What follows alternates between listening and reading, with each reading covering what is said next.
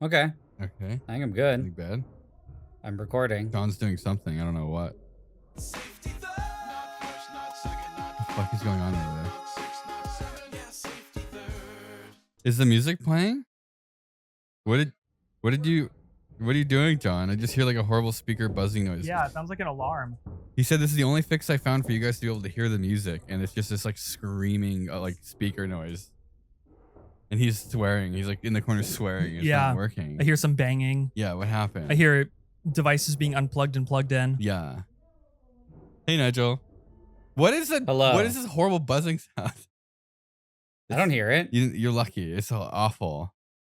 Welcome to this very special episode of the Safety Third podcast.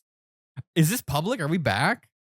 This is a public one? Is it public? We haven't been able to do any public podcasts. We've only been recording the Patreon podcast because Nigel over here is... Hey, that's not true. What? Entirely true. What do you... It was like 2 weeks. It was like 2 weeks where you weren't able to or That's something. not true. We're back, baby. We don't have to go Dude. into specifics unless it's Nigel. Wow. Oh, the lighting. Oh, yeah. Oh, that's what it was. Oh, yeah. What happened to the lighting?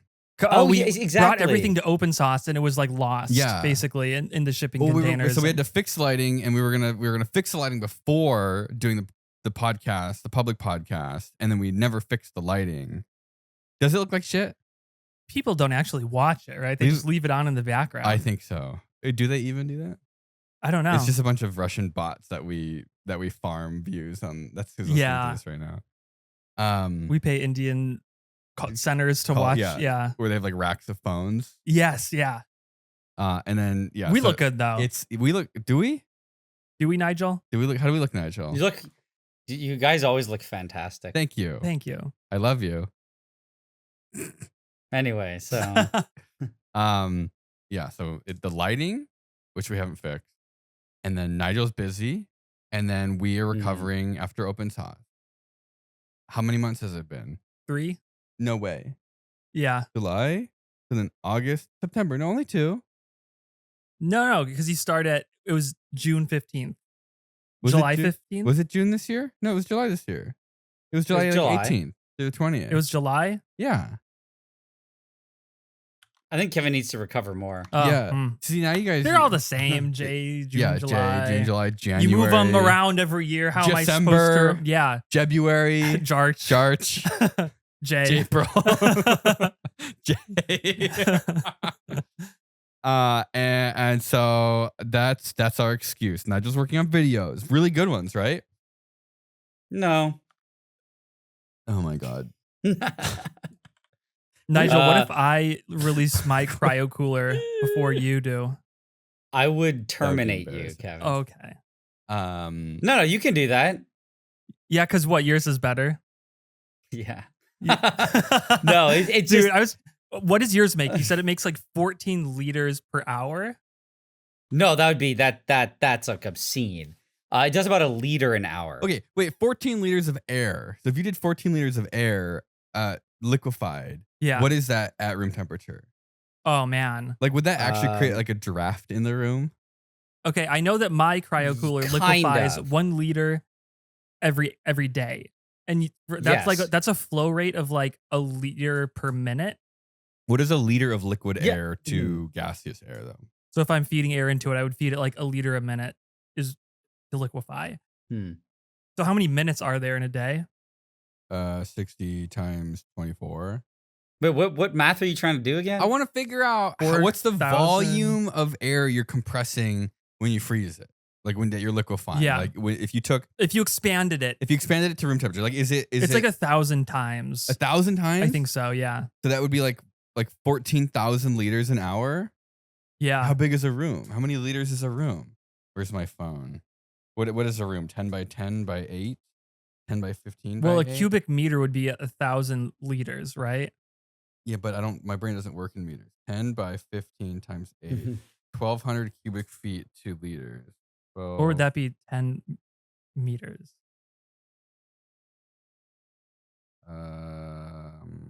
Wait. It's happening. Yes, something's happening. 300,000 liters. And that's in a room. Oh, in a room. Okay. So 400,000 A room has divided by a lot. 1,000 That's like a 10 by would 10 be by 10. 400. So that would be 400 liters of liquid for a 10 by 15 by 8 foot room. Yeah. So if you took a room that was 10 feet wide by 15 feet wide, Sealed 8 it feet up tall, really well. liquefied all the air. Yeah, you just let the cryo cooler run in the room. Eventually, the volume of air would turn into 400 liters. what is 400 liters though? Like I can't. We gotta go back to like a real unit of measurement. Yeah. 400. How many gallons of water is that? 2 feet cubed. Let's do that in 5-gallon buckets. That's good. 25-gallon buckets.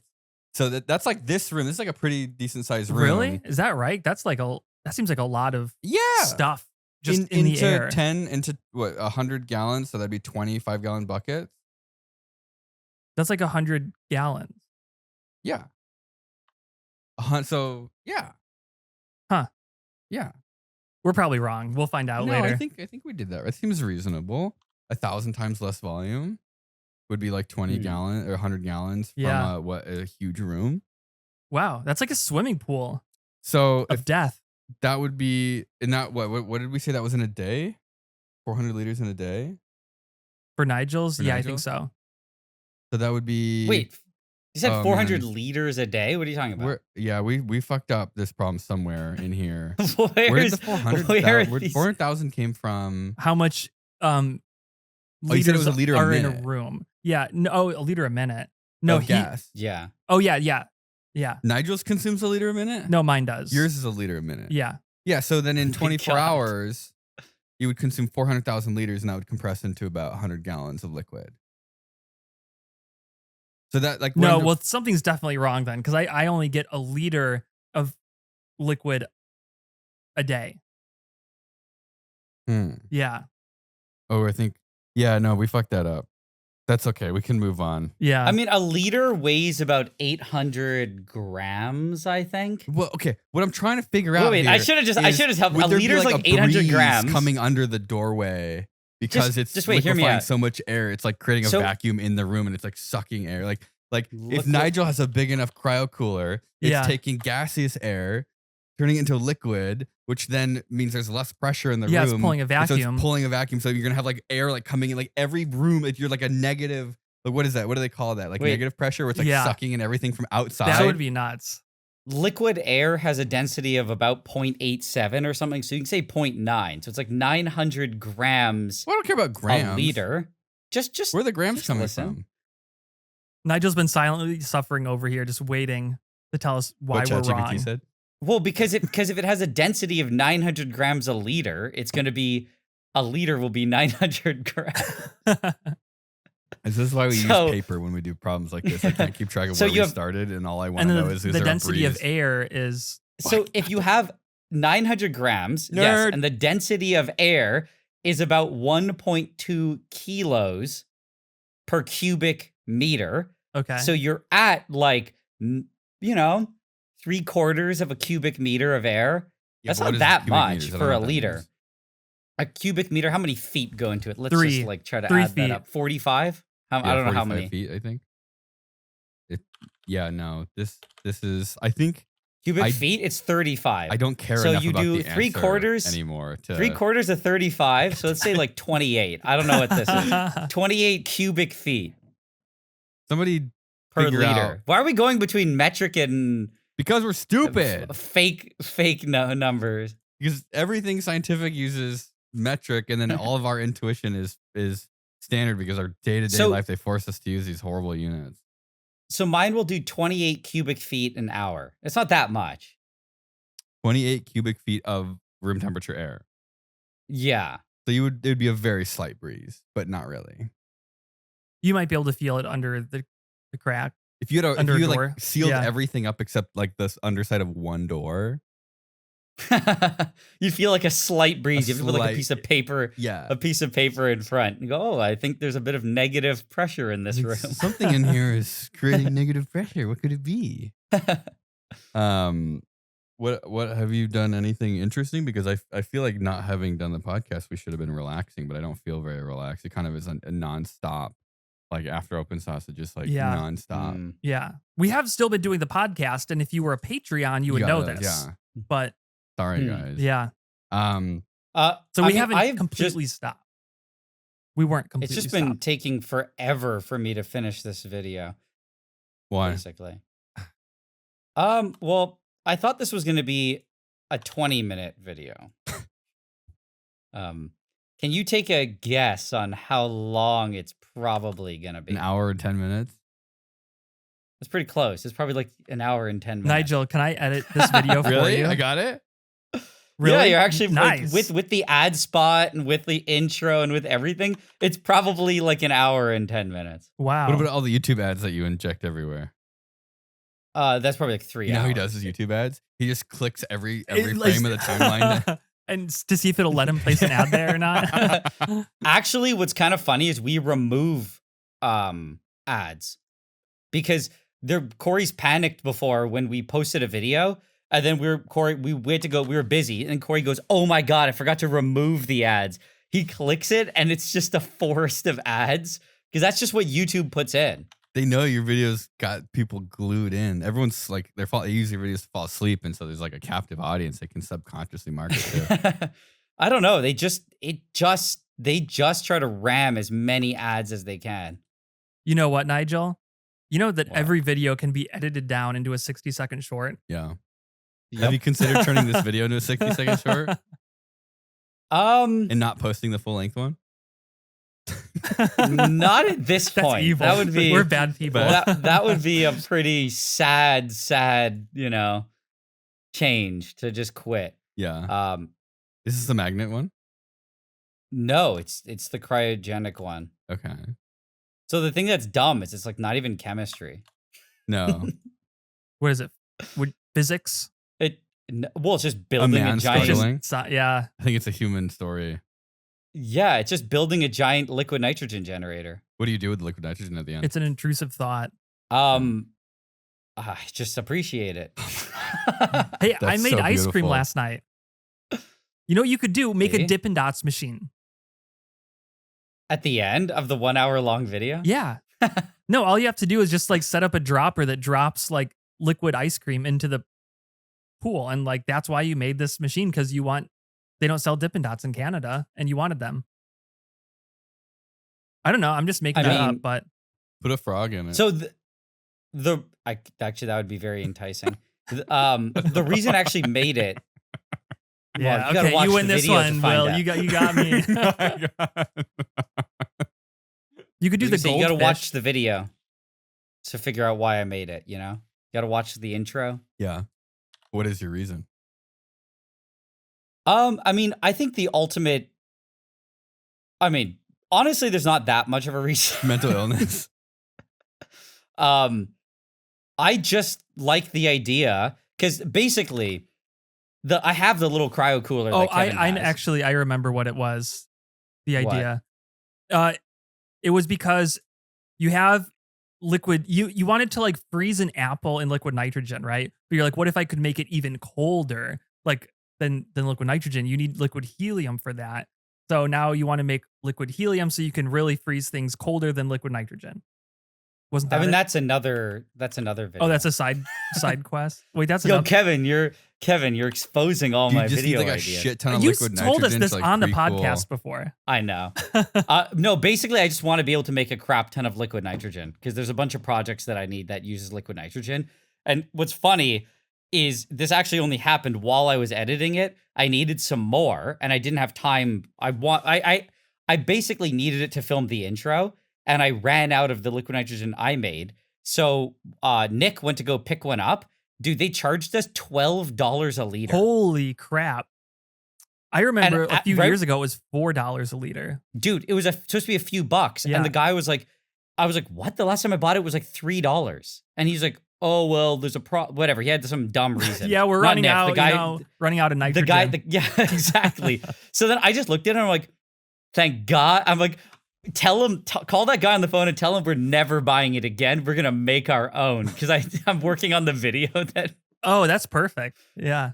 Yeah, it's like I don't know. It doesn't really fit in the video, but it was like an enraging thing where like, well, thank God I have my own generator now. Never have to get scammed by these guys again. Until your generator breaks and you just need liquid nitrogen.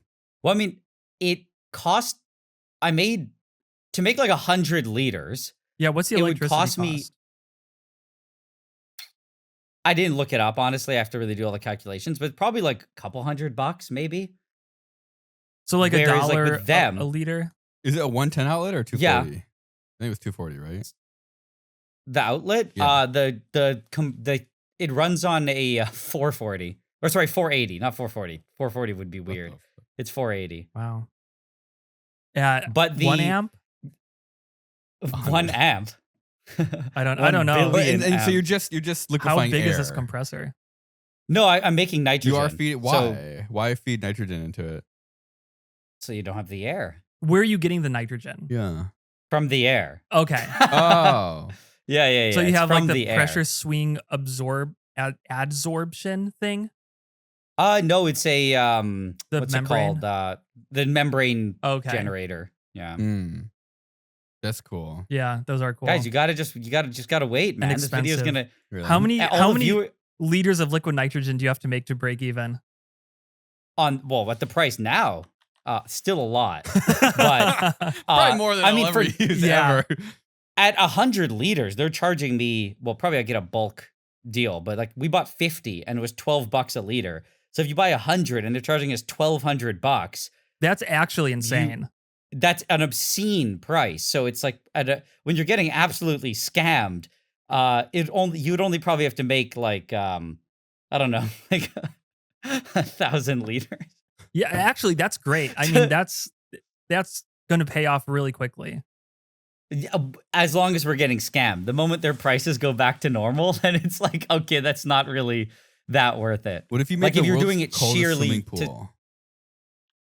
so you just make an obscene amount of liquid nitrogen for a hamster? For my hamster.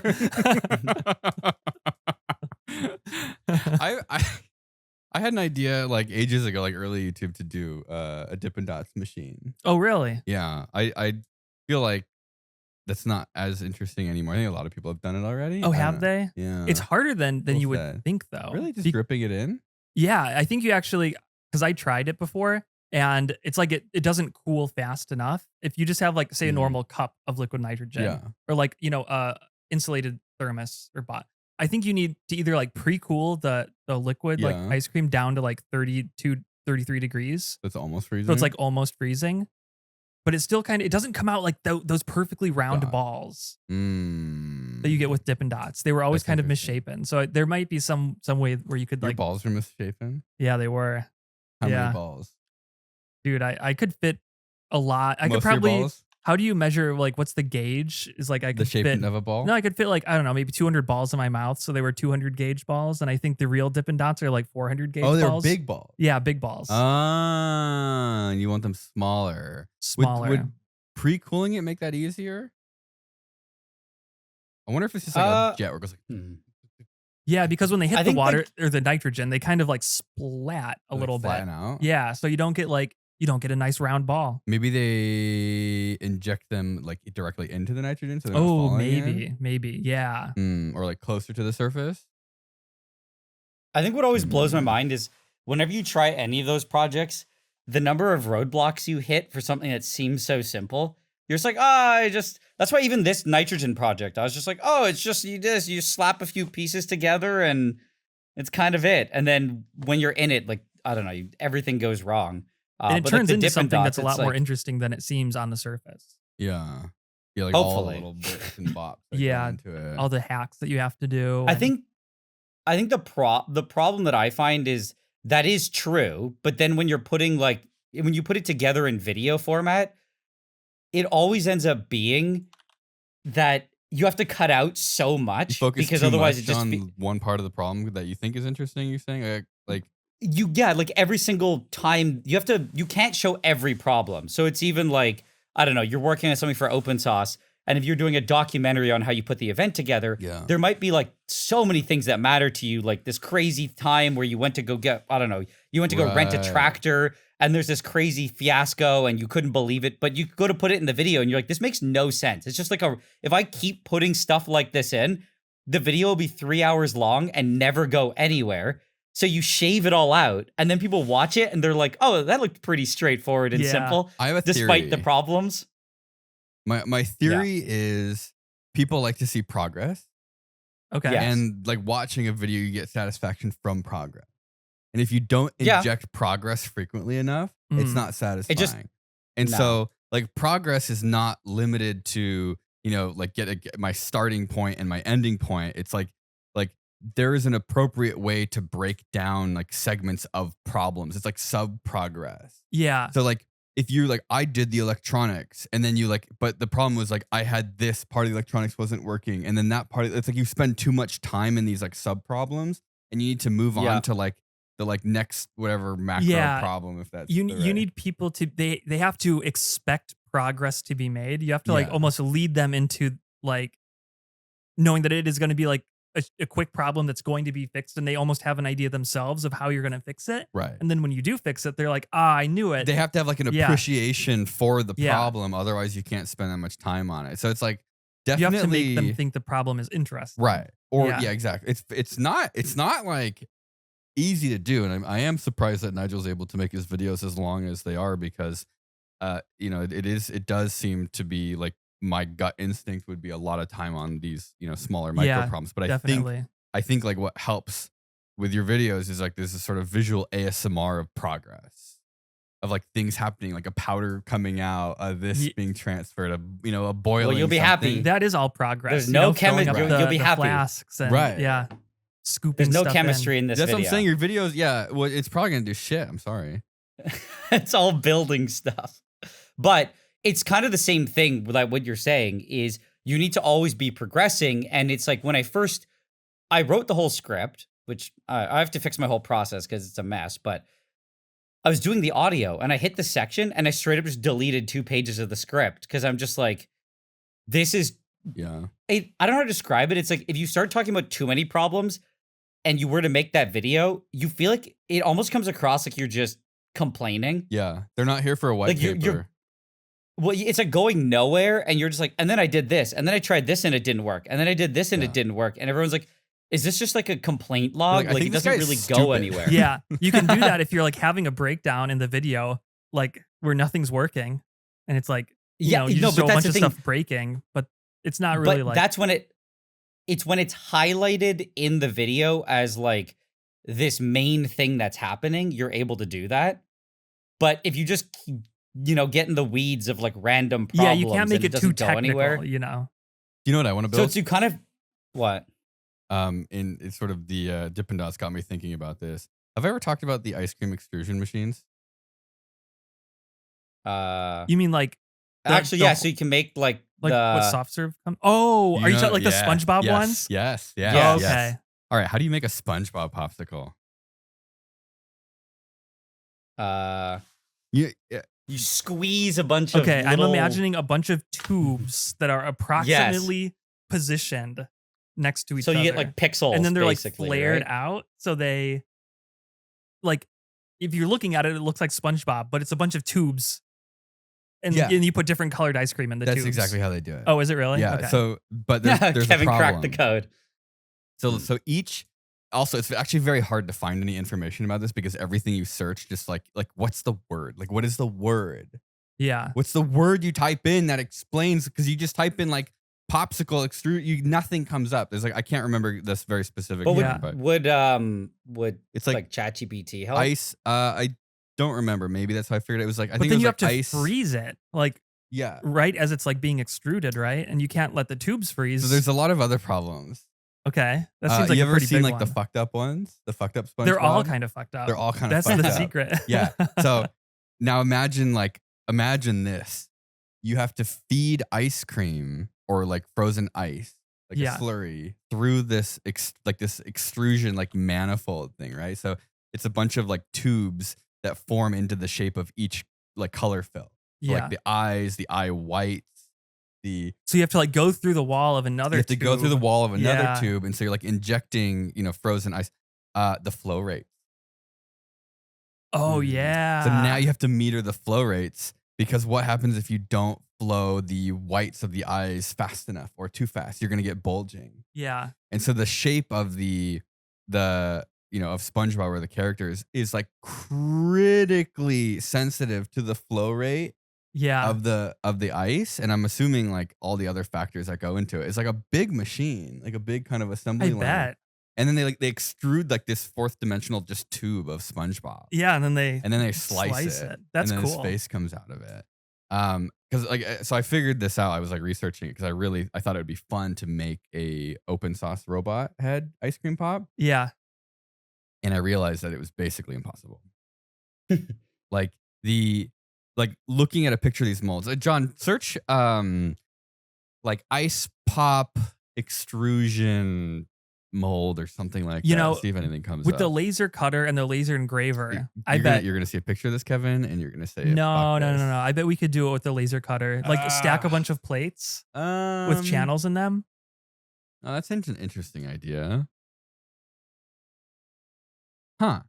Yeah, you could probably do it. Like how they do fuel injection on rocket engines kind of thing. Like basically just like make a God, that's a big machine. Yeah, so let's see Hey, if there's it's gonna look like a weird horn. It's gonna look like a really fucked up trumpet. The actual mold. You know when you look at a mold and you're like, oh, that's $20,000.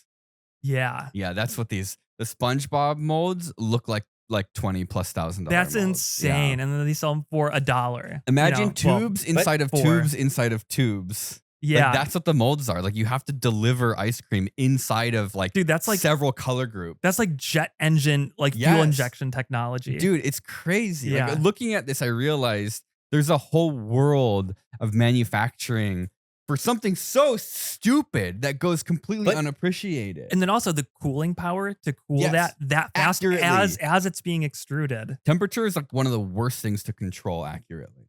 It's so slow. Yeah. Slow. Yeah. The gradient front, like to get into the center of that extrusion. And I don't know like what the sensitivity. Did you find anything, John? Extrusion shit. Maybe ChatGPT can help with this. But I always find it's okay, Nigel. Okay, yes. Nigel. Okay, Nigel. Ask ChatGPT. What is? Wait, what? What is the machine that makes character ice pops? Is that what it was? Extrusion. Character shapes. ice pop extrusion. There's not a lot of pictures online either. It's secret. Can you get a picture of like the actual technology mold though? Or the extrusion, the dye? Is that what you call it when you're making SpongeBob ice pops? And then what do you peristaltic pump it? Yeah, that would make the most sense because that's pretty controllable. You're like just driving with like relatively high pressure and high accuracy, this like frozen slurry, but then you have to like cool it as it's coming out, right? But it needs to be like soft so that it merges, but then it needs to be like cooled so it doesn't settle or like sag, which it does. Yeah, and as the outside freezes and the inside isn't frozen, you're probably going to get some weird like mixing effects as it's still being extruded through the mold. So then my question is like, how would you even make something like this? Because you're essentially building a machine that like only works if you're making 400 popsicles, right? Because like even getting it started, you're going to be wasting like gallons of, ice cream or ice pop, ice. What do you call this? Sugar water? That's that's right. Until you can get it to stabilize. Yeah, stabilize, because it's going to be like the outside is going to freeze and the inside isn't going to be frozen, so it's just going to be pumping out liquid. Yeah, well, I think you would pre-chill it, like put like a plate like right up against the extrusion, and then like the plate moves as it extrudes, right? You could probably do that. Like my guess is they get the ice slurry like cold enough that it's like forms like a or does it extrude upwards? No, I think it goes sideways. Okay. Just imagine like if you took like a Slurpee but like made it even colder. Okay, I'm gonna do SpongeBob popsicle. Let's look at how many colors are on it. All right, so you've got on a SpongeBob popsicle, you have got So now you can start to see the sacrifices that they have to make. Is this really what they look like? Jesus Christ, this fuck. No. We're talking about like how I mean, none of them ever look. They look like good. absolute shit. You see this, Nigel? I'm looking. Oh yeah. So you've got. Dude, he looks amazing. Right, because you can see you've got yellow, but in the yellow is white for the eyes, white for the teeth, and then you have white for his like jacket. Yeah. His like suit.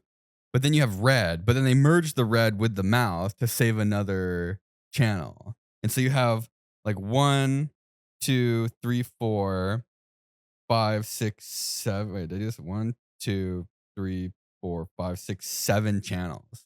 So this shitty thing is like 7 pixels basically. And then they put the gumballs for eyes to save, and then they get all borked.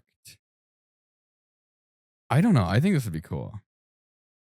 Maybe you could just make a small one that extrudes it like a popsicle instead of like the big flat one. You could just do like a small popsicle. The idea I had was to make. Oh, you know what? Now that I think about it, like make like a vertical mold that you just freeze. But the problem with that is like, how do you get everything to bind together? Because you need it to be like, it's like you need the ice to like freeze together. Oh, here, what is this? John found a video of Powerpuff Girl popsicle. So there's the slicer. Yeah, so you can see the tube. But where's the extruder? They don't show. Is this like proprietary? They don't want to tell you. They don't want to show you the classic. That's like impossible to make. But I can't see anything. It looks like bubbles. You just send me the link. Yeah, send Nigel the link. It looks like the blue one. Yeah. Blossom, Bubbles, Buttercup. Then Professor X. That's my favorite. And character. Jojo. Oh yeah, the inbred monkey. It's on TikTok. Oh, see, then this SpongeBob one doesn't have a bridge to the mouth. Is this just like a bunch of pirated popsicle factories?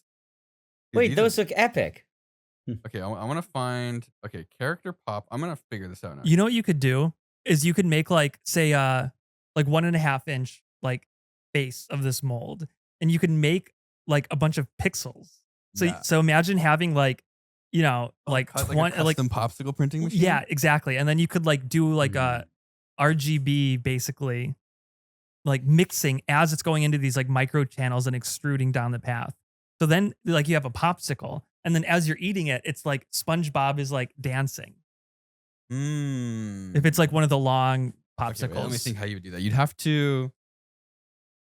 You could probably do it slow, or do you think you'd probably need the continuous flow for it to be like contiguous, like bonded together? So that means you would need 100 peristaltic pumps. That's not bad. No. And then you'd have to like mix in the color on the fly. That would be hard. But you would need, so depending on the flow rate. No, if the pixels are the same, the flow rate's the same. Yeah. But mixing the colors would be like, you would need. Holy shit. No, this is impossible. I also had a brain blast moment. Wait, did I find it? What if I made the world? Yeah, I found one. Let's go. Oh. John, I'm going to send it to you.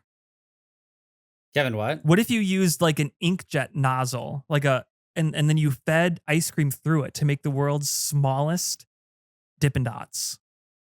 Like microscopic Dippin' Dots.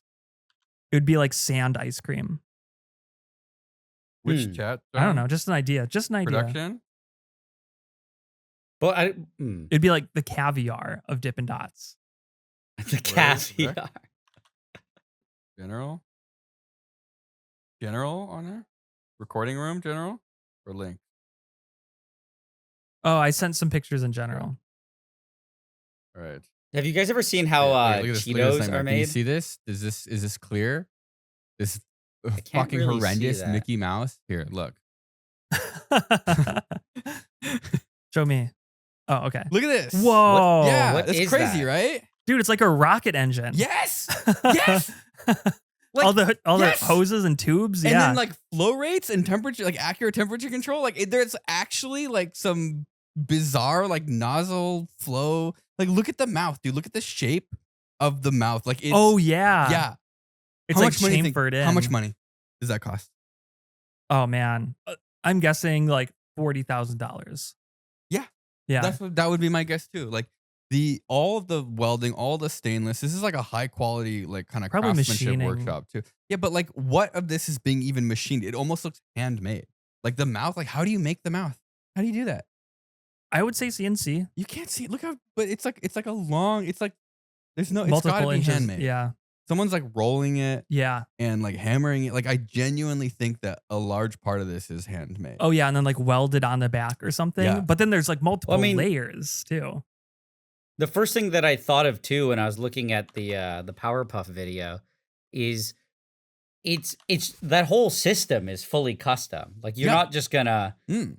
The whole. I mean, I like, guess I think that you basically look. You got like how many zones? There's the ears are a zone. You have the face, the eyes, and the mouth. So that's like 1, 2, 3, 4, 5 zones.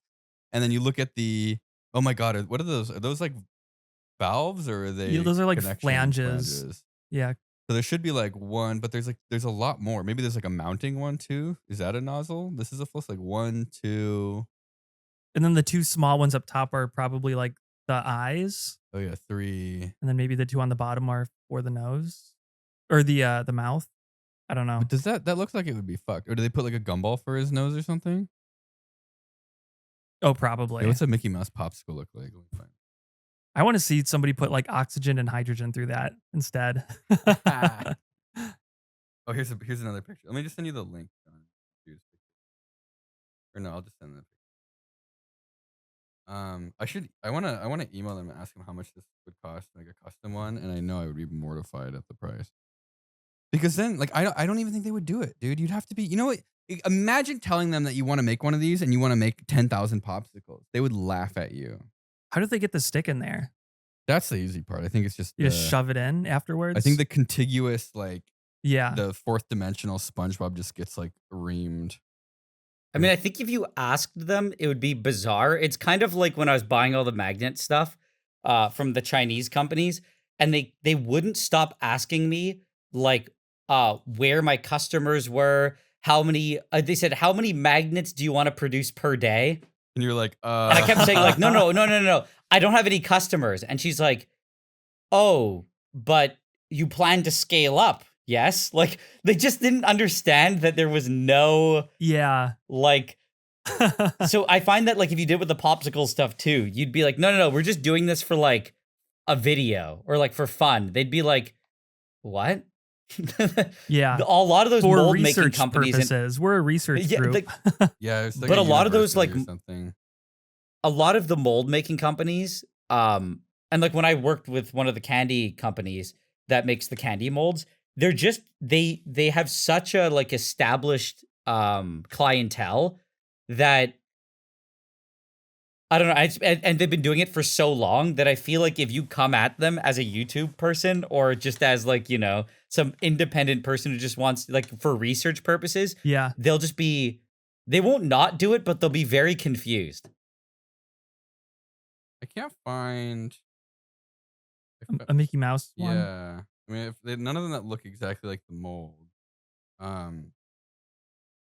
But so what do they call this? Conceptual, compliant, cool.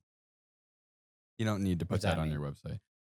Dayton Engineering designs and integrates automated process equipment for novelty ice cream production. This is in the United States? Yeah, it's not. This feels, yeah. Wait, that's by Peter. They turn 2D drawings of novelty cartoon characters into 3D designs suitable for extrusion and production. I guess that doesn't necessarily mean ice cream, right? Or is that I think that you could do ice cream or these like ice pop. Our extruders are designed using parametric models. Wow. To ensure they meet delivery and production requirements and work the first time. Wow. Oh my god. Single flavor, multi-flavor, log products. I don't know what that means. Really nothing interesting on this page. PLC, sanitary, redesign, automation. Do they have like a portfolio? Well, yeah, there's like a Darth Vader one. That's the only other picture. Let's see. Oh, download PDF. Is there more? Or is it just the website in PDF form? It's the website in PDF form. Thank you. Services, case studies about us. They're in Texas. Oh, very cool. Yeah. Okay, let's see. Services, finite Wow, element so much analysis, engineering that goes into that just for like a novelty. Well, and that's not even the Yeah. machine. That doesn't even dude. taste good. No, and they taste like shit. Engineering robotics. It's even like I feel like the amount of work that goes into novelties, I don't know, I always think it's so weird. Even like the other day, I should preface this. I'm not a degenerate. I was buying a scratch card. And just like the technology, I don't know how are scratch cards made. And it's just like a bunch of work. I'm probably pretty cheap, honestly, but a bunch of work has been put into like randomize everything, hide it behind little whatever, have barcodes for it, and then all you do is just kind of scratch it. And then rip it up and then get really mad and then just toss another. it in the garbage. Exactly. Like it's just like a trickier lottery system, I guess, right? Like even like kids' toys are so involved, like the molds, like for the all Transformer stuff. Yeah. If anybody listening to this has like any proximity to a factory that makes ice pops, please God, there's no way. There absolutely. You think? No. Maybe somebody makes one component that one of these companies uses. Is ice cream? Are these made here or are they made in like Mexico? The pops themselves. Hancho and Mexico. Wait, actually? Yeah, let me see. I feel like this feels like the kind of thing that would be made in Mexico. I don't know why I feel like that way. Novelty ice pop. Bong Bob. But then they have to like transport it frozen. I feel like that adds to a bit of annoyance. Nothing that industry does makes any sense. Yeah, that's why they're all, I think John said that's why they're all kind of messed up by the time they get here. Oh, fuck. They've been like thawing. Yeah. Should find the most messed up ones. That's pretty bad. His eyes are all Stroke Bob. Yeah, well, here, I'm gonna start pasting my favorite SpongeBob, messed up SpongeBobs into the chat, John. All right, there's that one.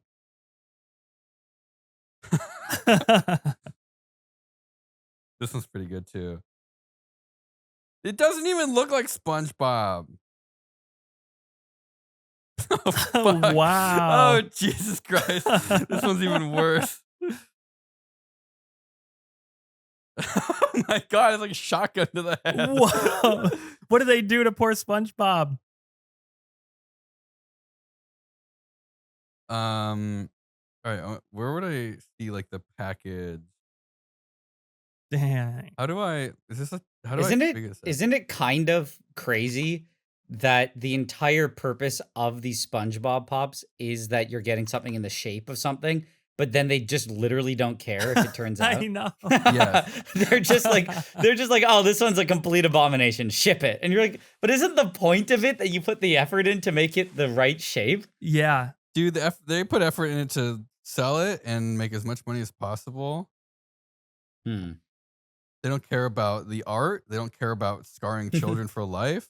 All right, where's the thing that says where they're made? Do you think, what's the profit on these? Do you think it's worth it? Because it's like, I don't know. Do you feel like it makes more money than just like a generic rocket pop? If they can sell a bunch of them, yeah. Oh, yeah, for sure. Yeah. I mean, I honestly think them being all like messed up probably is half the value when people are buying them. Like that's what I would buy is see how bored it is. And then people post pictures of them. Other people want to, get one as a joke. Yeah. I kind of want one now. Oh, how do I see where to buy? So they're not even incentivized to do good. I want to figure out where these are made. Where are popsicle? We're just gonna have to go to the gas station after this and get one. Do they even sell them here? Probably, in gas stations, kind of thing. I feel like I only see them in like. I never see ice cream trucks around here. Ice cream truck in like the part of town that you're like a little scared to be in. Not like completely. And them. Manufactured in facilities in the United States and Canada. It's not Mexico. This is oh my God, you're getting it from us. Okay, here we go. Magnum Ice Cream Company. Wait, does everyone make SpongeBob popsicles? Nutrition, ingredients. It's just reviews. Why would an ice cream company have reviews on their website? That's weird. Who? Magnum Ice Cream. I mean, like, do you think anybody is actually going to Magnum Ice Cream to leave reviews on their website? Yes, right here. I do. Popsicle says, "Hey there, thanks for sharing your thoughts." Is it all the really bad messed up ones? It's this person. Oh, Popsicle. That's Popsicle responding. Oh, Popsicle's owned by Magnum. Oh God, it's like one company owns everything. This guy's complaining that his SpongeBob Popsicle had no eyes. This guy says, "Phenomenal. Do not underestimate this Bobsicle. It is the most incredible, outstanding piece of art. Bobsicle? I don't think I could live without Bobsicle. it. Scary looking. Nothing like SpongeBob. Huge teeth. Even came with frozen broken popsicle stick stuck into it. Although it gave us a laugh. Feels like such a waste of money. Would not recommend." Waste of money. They're like, what, $4? Yeah, shut the fuck up. I know. You're just buying a SpongeBob popsicle and you're upset that it looks like shit and tastes like shit. He did say gives them a good laugh, so you are right that people aren't buying them because they're good. A lot of these complaints are about them not having eyes. All right. Well, I think it's time we go through this bag. Oh, we're gonna talk shit about Kevin now. Yeah, Kevin's a fucking hoarder. Me? Yeah. What? This was you dragged me into this. You called me this morning and you said, "Hey, there's a yard sale. Basically, they're giving away all this stuff for free. You want to have free." a beer and you're like, "I don't know. I've never had a beer before. I don't know if I would like it." And then you drink a 30 rack in 6 hours. Yeah. Well, your dad. My dad has his work. He's the one that found it. Yeah. So I think he shares most of the blame. You're his son. Yeah. So I see where you get it from. I know. There was nothing there good enough to have warranted us driving 20 minutes. No. Yeah, so somebody got divorced and they like just left the house. Yeah. And the realtor has to deal with it. And somebody that I know, or like a neighbor that I know, is like, "Hey, they're like trying to get rid of a bunch of crap." So there's not even a garage sale. So we just like went into this like garage. Yeah, I thought it was a garage sale when we were going there. And I'm like, "Oh, I brought some money." Imagine like how you would get rid of the stuff in your garage. You would have a garage sale. But here is like nobody wants to deal with it. The realtor just wanted it gone so she could show the house. Yeah. Yeah. And so we went there and it was like walking into a time capsule from high school. Like it was computers that like I would have had when I was like in like 2006. So many devices. Yeah. I found like a bag of old cell phones, like a bunch of laptops. And you took an old computer. Like an old Windows 98 computer. I want to use that for the laser instead of my crappy laptop with an AMD processor that can't run anything. But okay, and this computer from 2006 is going to be good? It'll be better. Are you sure? I don't know. I grabbed like 4 laptops too. From 2006? Have real processors, not mobile processors. Oh my God. A modern mobile processor is faster than the computer that you had when you were growing up. Anyway. Yeah, show them this shit. So I found this, okay? It's like...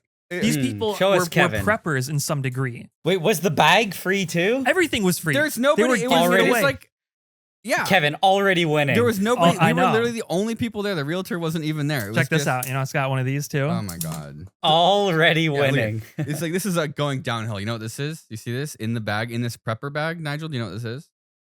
Official is that a piss jug? That's a piss jug. Yeah, I was going to say, is that a pee jug? That's a pee jug. Yeah. Why? Where does a pee jug come into prepping? So these people, they had like this little shed in their garage that was full of supplies. Like there was 5-gallon buckets labeled beans and rice. Beans, rice, noodles, dog food, life straws, camping equipment. Yeah. And then like a medical bag. Yeah. So I kind of wanted to go through it. What's in once I saw the piss jug, I knew that we struck gold. Right. Liquid gold. Liquid gold. Wait, I have a question. Yeah. I have a question first. So the person got divorced. Yeah. And then they abandoned their will to survive, which is why their survival stuff was left behind. Yes. So apparently the guy was like 400 pounds also, which is really funny that like you prep and you have all this medical stuff when arguably the best thing you could do for an apocalypse would just be to not be 400 pounds. Yeah. But you could live for so much built-in calories. Yeah, that's true. So he's doing it right. Maybe that's why he got fat, planning for the future, just in case. The prepper food only lasts a couple of years, and so you have to eat it all at the end of the year before it expires. Imagine going to a garage sale and all of this stuff costs $2 and you don't buy any of it because it's trash, but instead it's free, and so you take a bunch of it. And then you regret it on the way home. Yeah. Including this prepper medical bag. Well, I just got this because I thought, we could talk about it on the podcast. All right, first things... Oh, yeah? Yeah, I'm trying to like rationalize. That's the only reason. Okay. All right, first things first, starting up with a piss jug. I don't really have anything else to say about this. It's got a lid. That's a $10 find. Good. I've got a how much pain are you in fact sheet card. Oh, wow. Like, yeah. So the person who's carrying this bag good. around, who's using it to save themselves, are you fucking serious? This was a pre-built kit, wasn't it? Oh, it has conversions. Wait. To translate from Spanish to English pain? How is your pain today? Holy shit. My pain's 10 on 10. Psychological or physical? Ouch. Look at my face. Oh no! Oh, that's a 10. That's his Hold cum on. face. All right, so I'm good. It has so here's a bunch of different medicines. Here's like morphine. They have hydrocodone, acetaminophen. In here? And no, I don't know. And you can like use this to say like this dosage equals this dosage for. No, you just give me the full thing. Yeah, I don't really get this. This is too complicated. Just let me take all the pills. Just take one of each. Here, open this. All right, I got a little black zipper bag here. I'm gonna open it. Do some ASMR zipping in the microphone. Okay. That sound good. Okay, I'm opening it. Oh, it's a blood pressure monitor. Ooh. You know that? Does it come with a stethoscope? There might be one in here. Maybe. Like, I don't know how to use this, and I don't know what the results mean. Why would a prepper have this? This is some as seen on TV shit. Wait, maybe this isn't. I don't know. This is I just pulled a bag out of the bag. It says nasal oxygen cannula. What the? So it's like got the little like barbs that you put in your nose when you're on oxygen. Maybe this is just like it's like an EMT bag. Was she a nurse? Oh, an old mask. So. Here's it's not even a prepper bag. It's just her work bag. MUG's medical use guidelines for hospice patients. What is this? Are you sure this person's a prepper, or were they just literally working in like hospice or something? Yeah, there's a lot of old bandages in here, like the kind that you would get on your arm after you get blood. Pharmacology therapy included in the per diem. Chloropromazine, 12 milligrams to 50 milligrams every 4 to 6 hours. Stitch remover. A stitch remover. Staple remover. A foreskin piercer. Prince Albert installer. Okay. Another how is your pain today pain scale from happy face to Nigel face. Yeah. Always. Every day is another Nigel day. Wait, another black bag. What's in this one? Is this another blood pressure monitor? I put the other one on the ground. Oh, okay. Oh, what's in this white box? Yeah, I think I know what this is. It's a blood pressure monitor. Dude, that's awesome. What is this? Where we just like end up with like a nurse's like go bag that has like 12 blood pressure monitors in it. All right, I'm gonna dig. What's this? Yeah, no batteries. Dude, 25% acetic acid. Really? Yeah. No, 0.25% acetic acid. That's not very exciting. This is actually like less. What is this? This is like sterilized water. Contains glacial acetic acid. What does that mean? Pure. Pure? Not for injection or transurethral surgery. Wow. Yeah. If it's glacial, I would definitely not get that on your skin or anything. What is trans? And don't smell it. Why? No, it's 25. It's 0.25% acetic acid. What would you need that for glacial. in medicine? Well, it's not for transurethral surgery for sure. I'll tell you that. Here's I found a little bag that's a kind of a hazmat biohazard cleanup for bodily fluids. Okay. Like a kit. Okay. I'm not sensing any cohesion in this go bag. I found a book that's wound and skincare reference guide, a valuable resource for the physician and clinician. Okay. And it's if my doctor pulls that book out as I'm bleeding out on the table, I'm just gonna fucking kill myself. Could you imagine? A venous ulcer assessment, how to perform a... Yeah, it's funny because they always provide those books, but it's like anybody who you want to be working on you should never be reading them. That's a very funny prank for a doctor to pull. I got these droppers that are like a screw-on lid, but like there's no bottles. Hey, for Dippin' Dots. And they're in a Ziploc bag too, I'm assuming. Found some of that 3M, the micropore tape. Okay, this is like just like loose RN gloves. notes, nurse's clinical pocket guide. To what? How to kill your patients? OBGYN. There's just loose gauze, loose masks, a plastic bag for asphyxiating yourself when you realize that the apocalypse is not worth trying to live through. All right, what's in the front pouch? Holy mother of God, what is this? Whoa. I feel like this is like a nurse's kind of home health kit. Is it? But like, it's way beyond a first aid bag. Hey, a stethoscope. I can take your blood pressure now. Hell yeah. Okay. There's a pen thing. I don't know what it does. There's like a glove covered in Moo? Oh yeah, that's definitely shmoo. It's a flashlight that doesn't work. That's exciting. What's that? Like A needle? Yeah, no. It's for oral use only. Also, no urethras. No urethra surgery? Okay. Hmm. I found a cool little mechanism. I don't know what this is.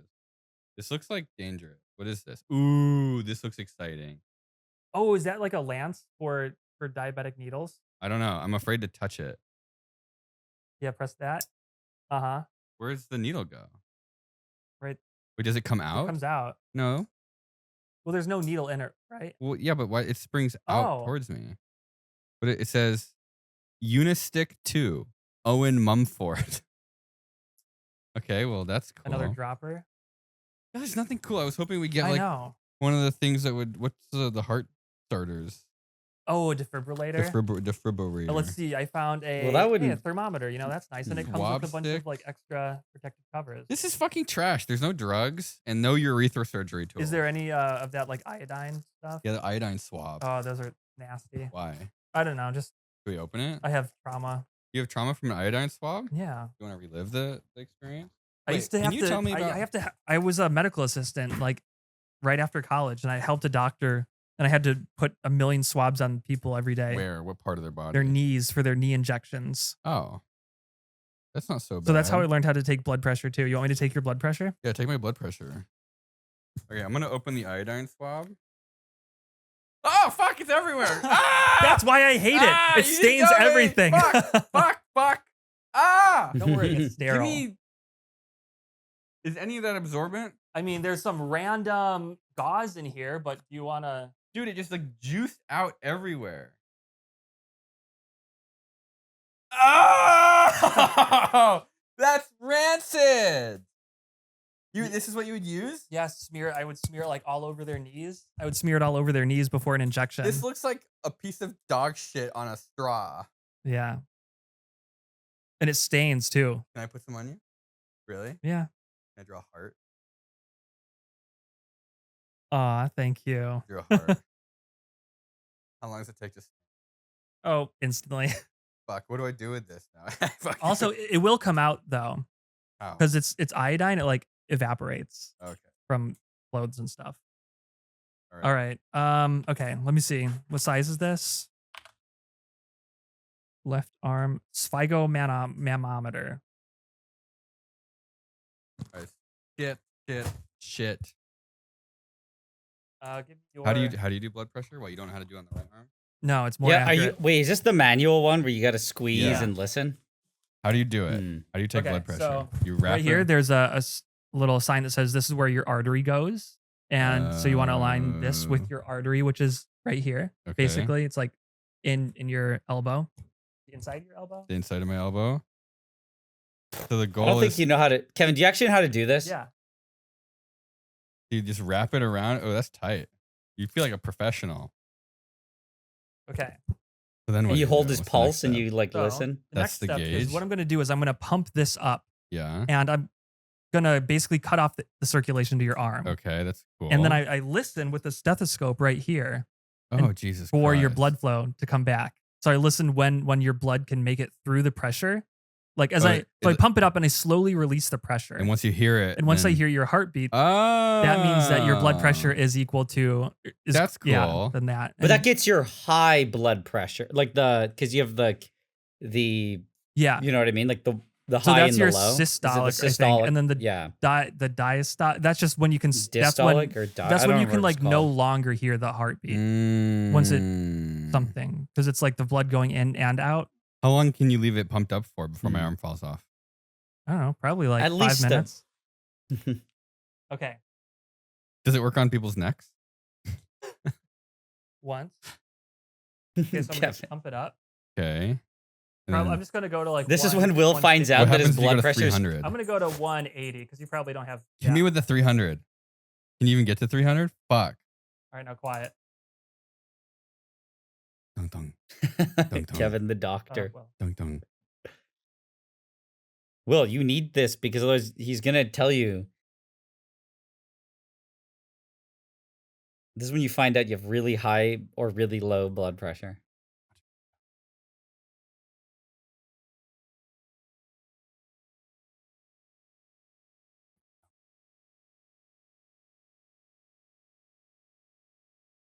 getting really low, and he goes,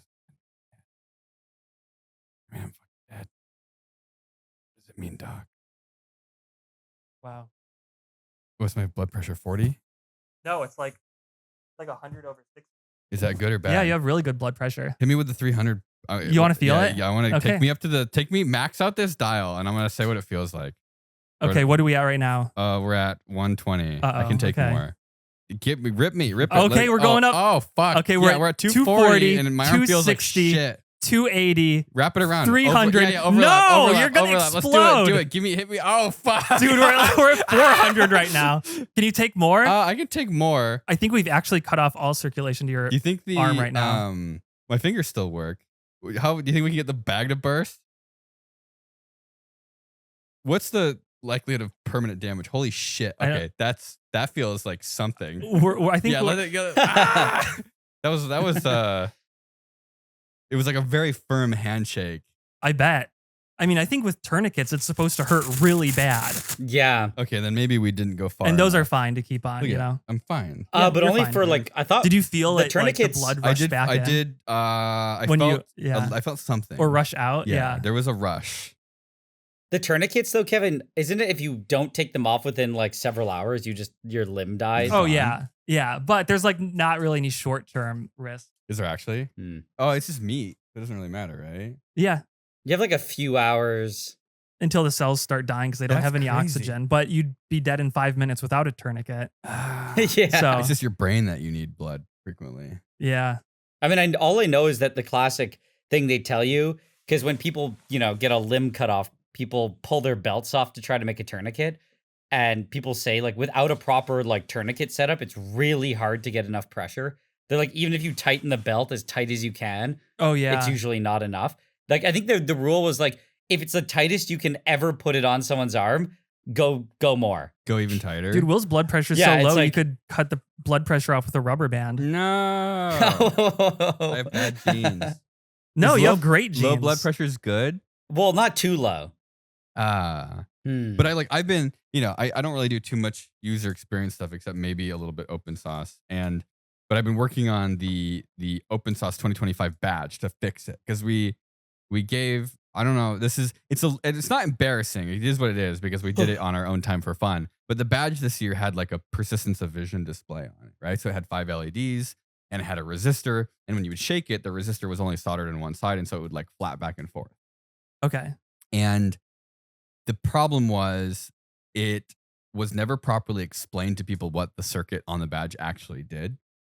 And we didn't have enough time because it's not paid for. Like we do this, like it was just for fun. Like DigiKey gave us 2,000 kits, which wasn't enough, which is frustrating. Like it's awesome to have, like people participate, but like when the demand is so high and you have like limited capacity, it's like, and then we had the badges, did they come pre-programmed at all? Yeah, so the chips were pre-programmed, so people got to solder. So you basically soldered 5 LEDs. Like the whole badge was designed to be as few soldered junctions as possible. Yeah, and then you shake the badge and it says open sauce. It says open sauce when you shake it, and there's no accelerometer. It's just a resistor flopping around in a slot.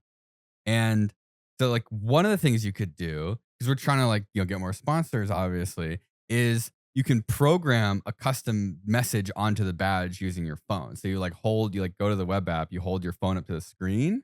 Yeah. And then it flashes. Like black and white. Right. And the photodiode is like watching it and it like listens and it programs the data into the chip. Like ones and zeros, like straight up. Literally like binary coming through as flashes of light. Yeah. And it did not work very well.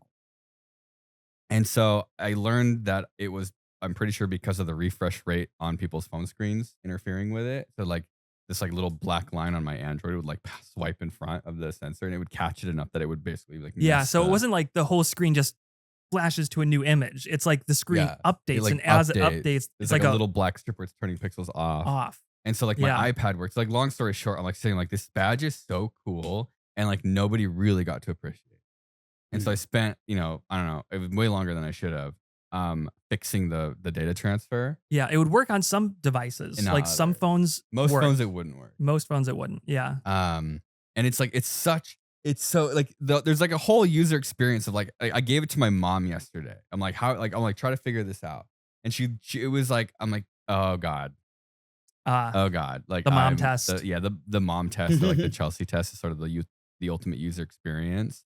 And so I've been like trying to figure out like how do you make this thing easy for people to use, and I'm slowly realizing that user experience part of it might actually be harder than the engineering of making it work to begin with. Yeah. Like, how do you pass the CEO test? Or like, if they can't figure out how to use it in 30 seconds, the CEO gets executed. Yeah. That's you with the badge. Yeah. You know what I don't know. I love nothing. this though, because like imagine like getting to make a cool art project. Like we worked with a couple of exhibitors from last year, like Excessive Overkill, the guy who built the airsoft gun. Yeah. And it's really fun to make something that lots of people are gonna play with. Mm-hmm. And it's really frustrating when we like didn't have the capacity to like properly explain what it did and how to use it. Because people have pitched us crazy ideas to do like interactive games where people can like tap their badges on each other and do yeah. But it ends up being so complicated that I know that if I went to a place and the badge had this thing and I had to like learn what the rules are, I just wouldn't do it. Mm-hmm. And now they can use this after the event too. Yeah, so so they can still play with it. You can play with it. Like that's what we're gonna do. Is like we have extra badges that didn't go out, and so we're gonna like have a kit that you can solder that then you can use the web apps like program custom messages into the display, and you just shake it. Like I don't know. It's what you wish like a Happy Meal toy was. Yeah, it's not good, and it doesn't serve any like practical purpose. I just think it's really cool. Maybe you could send people one for free if they subscribe to Sauce Plus. I don't know how to do that. Every time there's stuff we want to do that like doesn't work. Yeah. You know what I learned? We had this problem. So because like Sauce Plus, the platform is engineered by LTT, Latest Media Group. And there's like a problem with like we can't send anything that like is like a sales email. I don't know exactly the rules about it, but like we can't send an email to subscribers if it's like sales related. It like breaks the terms of service. Yeah, there's like something like that, or like illegal. I don't really know. I don't really understand it. Okay. Like it's like you can only send people emails in certain situations. And so if we did something where if you have a Sauce Plus account, we like send you an email to say, hey, here is like a code to redeem it. That's like not allowed. Is that a Linus thing or like a laws in general? I think there's like a legal thing.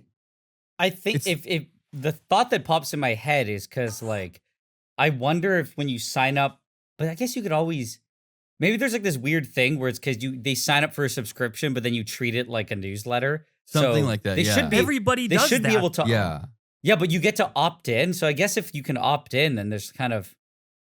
Well, so then what you'd have to do otherwise, you'd have to make like something in an account page, like a settings page where you like redeem your code on the website. Yeah. And then I think you could then tell people that you have a code. We have to like do something janky. We'll figure it out. Web development in these situations is like, it takes longer than I like. Like I'm so used to just like doing stuff very last minute and kind of. Yeah. Like, and now there's like steps, you know, since it's not your platform, you have to go through them and ask them to implement changes. It's like months long process to like get stuff working. And so it's, like what I wanted to do this year was have, like even getting the free Sauce Plus months, like was a huge pain in the butt for people to sign up and get free months. Yeah, apparently they didn't have any system in place There's no for system that, in right? place. And so we just promised, we like said it, and then we're like, oh, we're doing this. And then Luke got mad at me and I was like, I'm sorry. Yeah, because he had to like create this whole new system that allows for free memberships. It was like a very janky thing. And I'm like, I won't do that again. And I'm like, no, okay, now we have to like plan stuff more in advance. But yeah, there's like, the badge is basically done. I have to like fix the UI stuff now. And like what I'm hoping for next year is like you get like a sponsor that like sponsors part of the badge, and then like on their website is like the programming app, right? So then it's like go to digikey.com/opensauce, and then you just like go get this programming app. Like I think that would be, if I was a company, I would pay $1 billion for that. Who am I? I was just like, I don't know. You know when you get like all these knickknacks. There's something weird, doing like YouTube events or like media events. Like people just like, they give you stuff that you like don't want. You never got invited to VidCon, sorry. I mean, I got invited to Open Sauce, so I got a lot of stuff I didn't want. Yeah, that's sort of how that works. All the Open Sauce swag is great. Because like even if a company was like, hey, like I'll give you a 3D printer, like here's like a coupon to redeem it. Like there's no guarantee I would do that. Yeah, nobody's giving away 3D printers at VidCon. Are they? No, I think Prusa has done that. Like if any feature creator like wants a printer, they'll just like I think they did a coupon. I don't remember. So I'm not missing anything at VidCon. All right. But like I already have printers. Yeah. Like I like literally so many printers. I like don't want another one. Like I have too many already. Yeah. And so there's sort of this like funny, there's this like weird thing where when you get things, you kind of end up like not wanting it or needing it. And so I'm like with the badge specifically, it's like, how do you make something cool that people want to keep? Like, how do you make something that like you don't really need it and you don't really want it, but it's really cool and you want to play with it? Yeah. You can hang it up, in your room somewhere and keep it around. And it's like, I mean, I don't know, like most of the like STEM projects are like that. You like, especially like when I was a kid, you would like keep that and you would like fiddle with it every once in a while or whatever. Yeah. Like, Fidget toy. Yeah. But yeah, I'm almost done with that. Like it's been kind of fun to actually like sit down and like do like a development thing because I haven't really done that in a long time because I don't really have time to do it. And it wouldn't be an interesting video, I don't think. It's just like sitting like here's how to transfer data from a phone screen to a circuit board. Yeah, I've noticed that the way that you build things, anything, it could be, like a freaking like camera mount for the office. And you build it in such a way that you're expecting like it's going to be mass produced. Yeah. People are going to be buying it. You think of like the user experience and it's like a personal project of yours. Yeah. So now you actually get to do that. Yeah. Oh yeah. It feels very good. Yeah. Like the automation. So like the button. So like on the badge, there's a button. And the way that you go like activate the badge in any way to program it or to turn it on is like you press the button and the microcontroller is not reading the button. The button literally is connecting battery to the microcontroller. And so like there's different modes and like this is what I'm trying to get rid of right now to make it easier to use. But like the way it currently works is to like scroll through the modes of the badge. You press the button and then the microcontroller turns on and then it waits. It adds a value to a piece of memory that's like stored in EEPROM, which is like permanent memory it's memory that will stay active even when power is off. Okay. And then if the board stays on for 1 second, it clears the memory. And so the way that you cycle through the modes of the badge is by turning it on for less than a second and then turning it off. You have to be like click, click. So it turns on, adds a value into long-term storage, and then it shuts off, and then it turns on, it adds another value, and then it like basically when it turns on and it stays on, it's like, okay, what's the current value of like the mode that I'm in? And then that's the mode it boots up with. Okay. But like so like the button, the cover, I made a cover for the button because like the little push button's like kind of uncomfortable. Yeah, like those little black shitty things that you like always put something over in a consumer product. Yeah. And so I 3D printed a bunch of like little caps that go over it, right? But like how do you get like a little thing that'll fit on top of a button reliably? I don't 3D print it. No, you 3D print it, and then what you do is like because the button's like a little cylinder coming. Oh yeah, so you don't want it to like wobble. You don't print a cylinder. No. You print a cylinder, and then at the bottom of the cylinder is like a rim. Yeah. And so the rim like it like gets like distorted and like it bites on, but because it's only like one layer of print. Yeah, you can push past that. You can push it, and so it just sort of like jams it in. Yeah. And it like sticks on beautifully. Oh, really? Okay, cool. And so even if you're shaking it, it doesn't want to. Shaking it. So now imagine like you're sending it, a little button cap, and there's no way to retain it. So you're like, oh, you got to glue it on. Like that sucks. But now you don't have to glue it on. You just shove it on, and you don't have to answer an email. Like one of the weirdest things I've learned in any of this, not weirdest, but like important, is like a friend of mine did a Kickstarter campaign like over 10 years ago, and he got about a bajillion emails once he delivered the product because people couldn't figure out how to turn the thing on because the silicone cover over the button was too hard of a durometer. And so you just had to push it really hard. Oh no. Wow. And can you imagine having to answer hundreds of emails that are literally just push the button harder? Skill issue. Yeah. So you can spend a couple hours min-maxing. I don't know. I hate having to like drill holes and like bodge stuff if I'm going to print it. And sometimes I have to just sit down and say like, what would Peter Streeple do? Words to live by. That's how you get stuff done. Yeah. Yes, dude. Actually, like sometimes you need to do that. Sometimes you not need to do that. That's why I like time. That's like we're gonna do another sauce-a-thon coming up, and like it'll be on the East Coast in October. Oh, really? And yes, you should go, Nigel. Oh, where in the East Coast? Connecticut. Okay, it's not that bad. It's not bad. Like not too far away. And it's 24 hours. And so like you can't min-max. You got to do it. You got to Peter Streep. You got to put your Peter Streeple hat on. Yeah. You got to pull out your hot glue gun and your pair of scissors. Sacrificial scissors. You know that they're only going to last through this one project and then they're done.